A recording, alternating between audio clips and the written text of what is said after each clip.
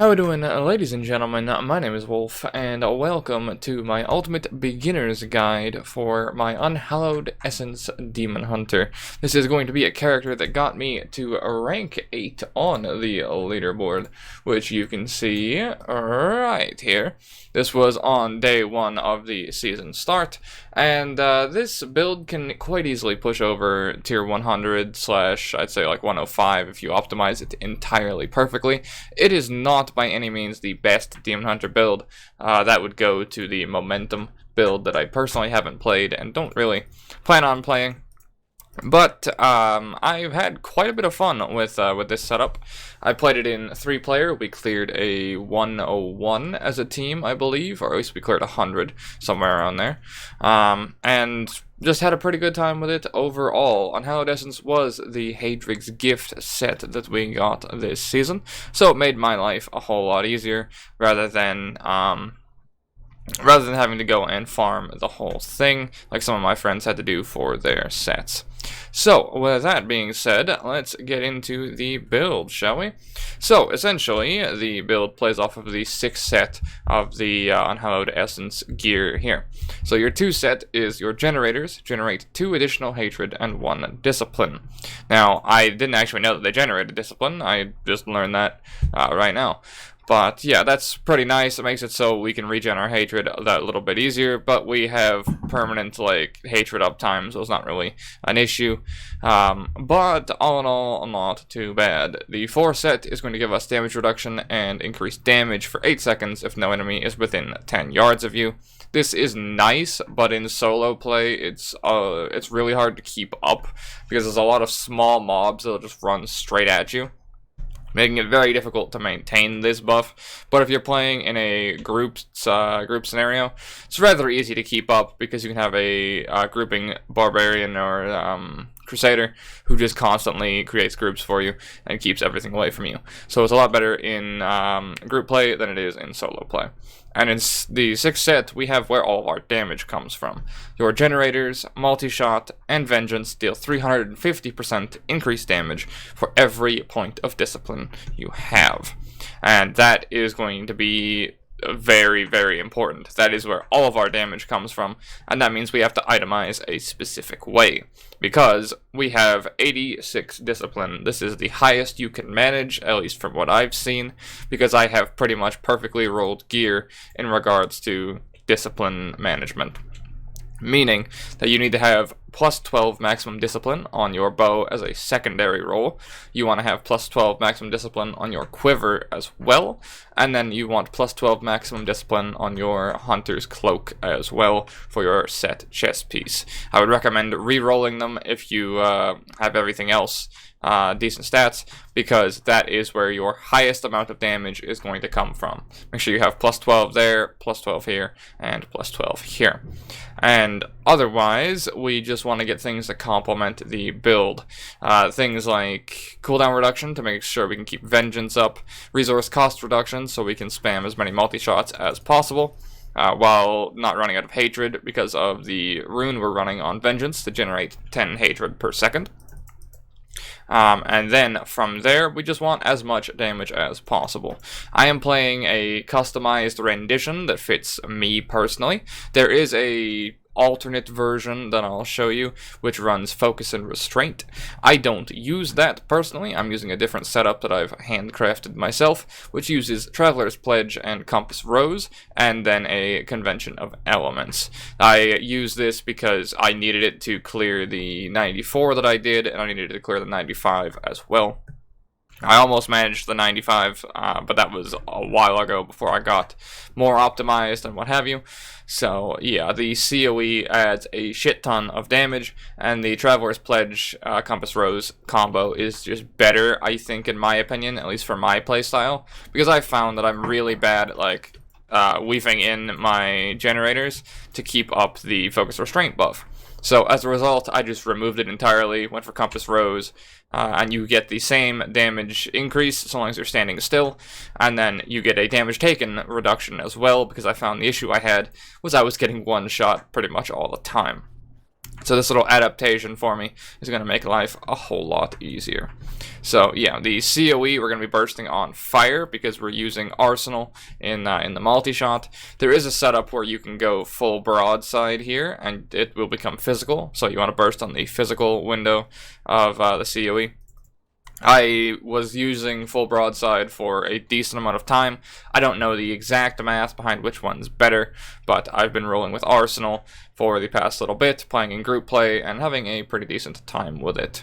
The gems in here I have a Bane of the Trap for increased damage. We're going to be constantly slowing everything 24/7 because of one of our passives, Thrill of the Hunt, which makes it so your hatred spenders, i.e. multi-shot, will slow everything by 80% for 2 seconds. So this damage bonus is always up. Then we have Bane of the Stricken to make our damage against Rift Guardians that little bit better. And then we have a Zai Stone of Vengeance because we're going to be playing as far away from enemies as possible because we are rather on the squishy side, so we don't want to get hit by anything. And on top of that, we get the increased damage from being away from targets. So Zai Stone of Vengeance combos very well with that, plus the 20% chance to stun for 1 second as a nice bit of crowd control over top of that. And that is very, very needed for just survivability reasons, interrupting charges, and chargers in general can just one-tap you in most rifts. It's pretty brutal. And yeah, that's the gems that I would recommend going for. The rest of the gear is pretty simple. We have Wraps of Clarity for your hatred generators, reduce your damage taken by 48% up to 50%. And you're going to want to be just weaving in an auto, a hardened evasive fire to give you increased armor from the rune, and then damage reduction from the bracers here. Just weave those in every now and then. Makes it sure you can't be one-tapped by Jailer or Thunderstorm or anything like that. Makes your life a whole lot easier. Then we are going to be using a Yang's Recurve for the bow. This is going to make your multi-shots faster and deal increased damage. I got an ancient one, and I used the Romaldi's on it, and it is just beautiful. It was exceptional when I dropped this fella. And then I have a Dead Man's Legacy that I re-rolled multiple times in the cube to get this exact setup on for cooldown reduction, crit, attack speed, and maximum discipline. The maximum discipline is the most important roll on these, obviously, and flat damage, because we get the multi-shot bonus off of that. The rolls on the Dead Man's Legacy obviously could be higher, but it's pretty much perfect aside from the non-200% roll. So yeah. The other two pieces I'm wearing here are the Captain Crimson set. This gives us life regeneration and cooldown reduction, as well as resource cost reduction. And then the 3 set gives us damage dealt is increased by a percentage of your cooldown reduction. Damage taken is reduced by your percentage of cost reduction. We have 46% CDR, and we have, where's my hatred cost reduction? 65% hatred cost reduction, which means I have 40% increased damage and 65% increased damage reduction, which is very, very nice. To get that bonus, we are also using an RORG in the cube, so we can go 5-2 and get the bonuses of everything. Then we're using Dawn, and we're using Visage of Goons for the items in the cube here. This makes it so Vengeance gets Dark Heart, which makes you take 50% reduced damage while in Vengeance, and then Dawn reduces the cooldown of Vengeance to 65%, meaning we can have permanent uptime on Vengeance. Now, I would recommend, if you're able to, make a macro that will just spam Vengeance and keep it up 24/7. That's what I've done. I made a mouse macro with Razor Synapse, and it will keep my Vengeance up pretty much permanently. You can use auto hotkey, all those other sorts of things, and there is nothing to worry about in regards to Diablo 3. At least from my experience, there is no real problem there. So yeah, it'll just keep Vengeance up 24/7, keeps your damage reduction up, keeps your damage increase up, and yeah, tap that when you go into a rift, and you're good to go. Rest of this setup, we are running, of course, Hardened Evasive Fire, which will make it so instead of backflipping, you get increased armor, useful for survivability. Multi-shot I talked about beforehand with either running Arsenal or full broadside, depending. I'm running Arsenal right now and seeing how it goes. I was using full broadside for the most part.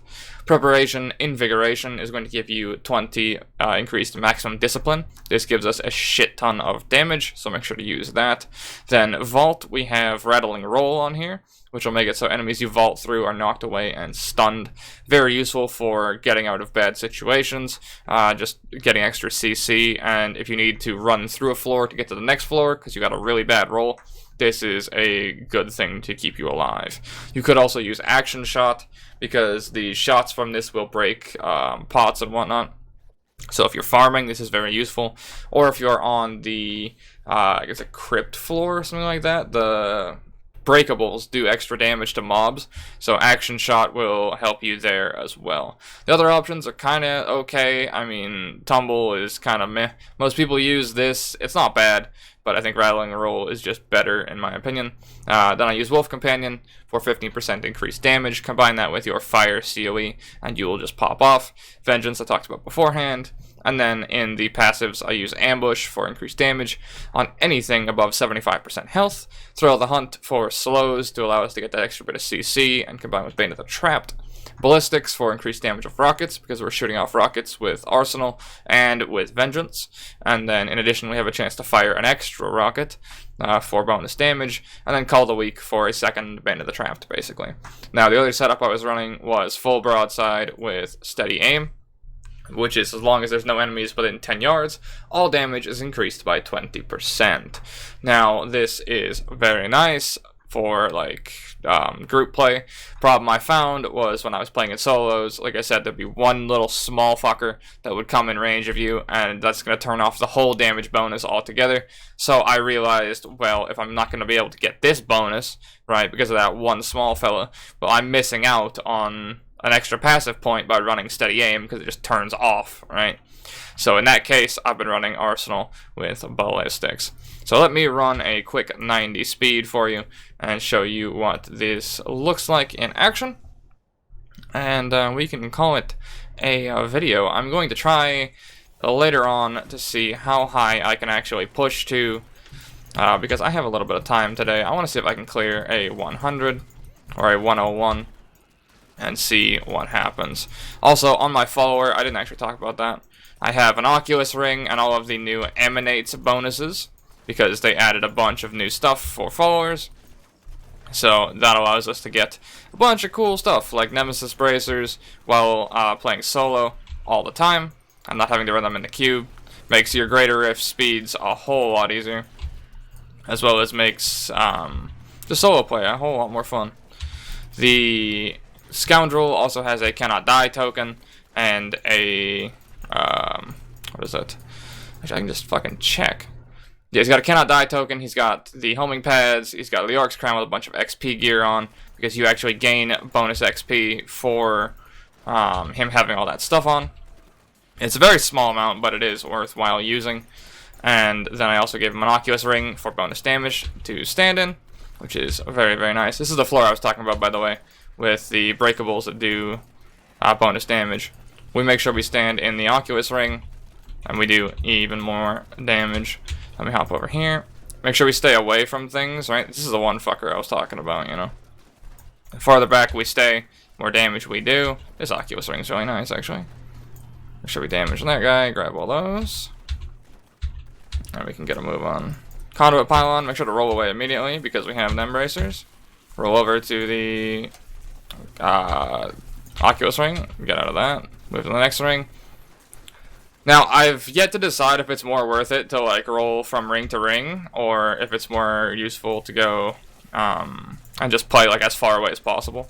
I don't know what the exact math on that would be, because it's like 60% increase being far away from people, but the Oculus ring I have on my follower is like 78%.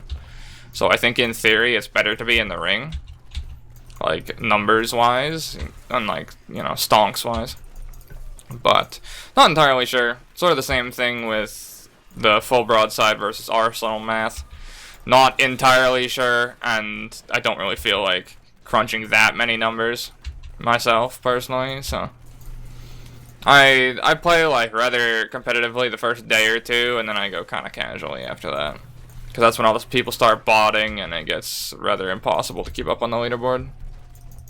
Unless you're playing like the most meta build and Diablo 3 is your only game, you know? So in this sort of scenario, we want to make sure we line everything up as well. And just spray it all down. Stand in the ring. We have a fire COE going right now. The fire COE comes after the cold one. So you can just glance down and see if you're on cold or what's coming next. So cold here, which means I'm going to have fire, so I want to build my resource. Press my wolf companion and just blow ass pretty much everywhere. Hop over here. Oh, fucking bees, man. I hate this mob type. Oh, well. So we got fire coming up. Pop the wolf companion and just kind of unload. And we're surprisingly tanky now. I was running dex gems in the gear when I was trying to like push to get as much damage as possible. And it's not really worth it. I switched to I switched to all-res gems, as well as optimized my defensive setup with the Captain Crimsons and whatnot, and I find I don't really die anymore. I don't really get one shot or anything like that anymore. It's very rare. But it can still happen, so do be careful in that regard. But yeah, all in all, I mean, build's pretty effective. Is it the best build? Not really, but it is pretty close, because we can easily, if you augment all your gear and all that sort of stuff, which is something I'm not going to be doing personally, but you could if you wanted to, very easily. Go about augmenting most of my ancient stuff, get plus 800 dexterity on every piece. You could probably clear 105-ish, if not higher. Also depends on like pylon RNG, if you get decent RNG or not. Because I had a 95 clear that I was doing that I ended up losing because I got screwed over on the final floor. So there's certain things, especially in Diablo, it's like you can clear to X specific floor, but you might be able to go 1 or 2 higher depending if you manage good RNG. So yeah. And keep in mind, like if I was playing the focus restraint setup, I would be, yes, I think there's higher damage potential, but because I'm mentally handicapped and not able to like weave my evasive fire in well enough, I don't maintain the full damage buff like all the time. If you're able to, that is probably a better setup, albeit you will lose the COE damage bonus, which is what I play around for the most part. So I don't really know if it's more worthwhile, but I mean you can use a Squirt's necklace, but that also makes it so you can get one tapped even more. You'll see most people using that thing. The problem with using a Squirt's necklace is when it reaches 10 stacks, you can get one shot by pretty much anything. Essentially, it gives you more damage based off of like how long you haven't been damaged for, but then the first hit you take is amplified like tenfold. So you end up in a really sort of like spiky play style of, oh, I'm fine, and you take one spear from across the screen and all of a sudden you literally die. So removing that from the build, I mean, I lost damage, but I gained a shit ton of survivability, and I optimized with the COE to make up for the fact my damage was gone. So we got ourselves a shield pylon there, which is quite nice.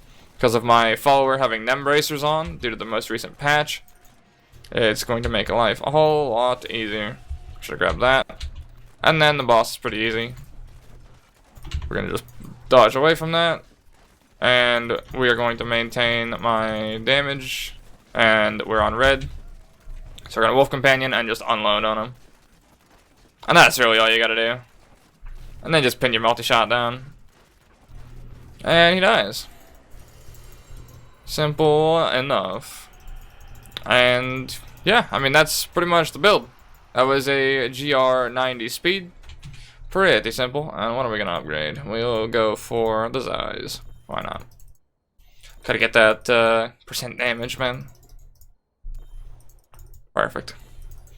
Well, yeah, that is my multi-shot Demon Hunter. I do hope you guys enjoyed the video.